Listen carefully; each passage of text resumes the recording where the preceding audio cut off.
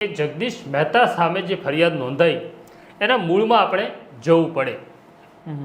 હવે જગદીશ મહેતા મૂળ તો મારી જેમ જ એ અખબારી પત્રકારત્વમાં આવેલા ઘણા વર્ષો સુધી એમણે અલગ અલગ અખબારમાં કામ કર્યું। લોકો એવું પૂછે છે મને ઘણા બધા કે આટલા વર્ષ જગદીશ મહેતા ક્યાં હતા એમ, તો આટલા વર્ષ સોશિયલ મીડિયા નહોતું એટલે જગદીશ મહેતા લોકો સુધી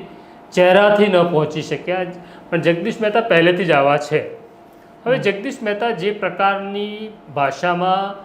વાત કરે છે, લોકોના અવાજ, લોકોના પ્રશ્નોની રજૂઆત કરે છે, એ સ્વાભાવિક છે કે કોઈ પણ શાસક પક્ષને ગમે એવું નથી। કેટલાક એમને ડાયરાના પત્રકાર પણ કહે છે। હવે તમે એમને ડાયરાના પત્રકાર કહો કે પછી બીજા કોઈ પત્રકાર કહો, મૂળ વાત એવી છે કે જે મૂળ તત્વ છે પત્રકારત્વનું, મૂળ પ્રશ્ન છે એ લોકો સુધી પહોંચે, લોકોને સમજાય, લોકોની ભાષામાં સમજાય, લોકભોગ્ય બને એ જરૂરી હોય છે। હવે એ જે આખું સોશિયલ મીડિયા ઉપર અલગ અલગ ચેનલોમાં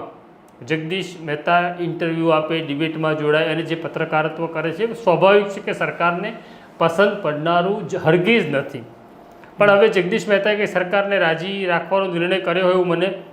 લાગતું નથી। પણ આ બગડ્યું ક્યાંથી એના મૂળ સુધી દર્શકોને કહેવું પડશે કે દર્શકોને નહીં ખબર હોય તો નરેન્દ્ર મોદી જ્યારે 31મી તારીખના રોજ સ્ટેચ્યુ ઓફ યુનિટી આવે છે અને જે પ્રકારે જલસો થયો, મોંઘી મોંઘી થાળીઓ નું ભોજન થયું, પાણીમાં 75 લાખ રૂપિયા જેવો માતબર ખર્ચ થયો, આ ઘટના પછી જગદીશ મહેતાએ જે સ્ટોરી કરી એમાં એમની નારાજગી એવી હતી કે એક તરફ સૌરાષ્ટ્રના ખેડૂતો પાયમાલ થઈ ગયા છે, એમને ખાવા ધાન નથી, એમના ધાન હતા એ કમોસમી વરસાદમાં ધોવાઈ ગયા છે, અને નરેન્દ્ર મોદી જે પ્રકારે તાઇફો કરે છે એવા શબ્દોનો એમણે પ્રયોગ કર્યો તો ઠુમ્મક ઠુમ્મક વગેરે, એનાથી સરકાર બહુ નારાજથી મને એવું લાગે છે કે નરેન્દ્ર મોદી પણ ખાસા નારાજ થયા હશે।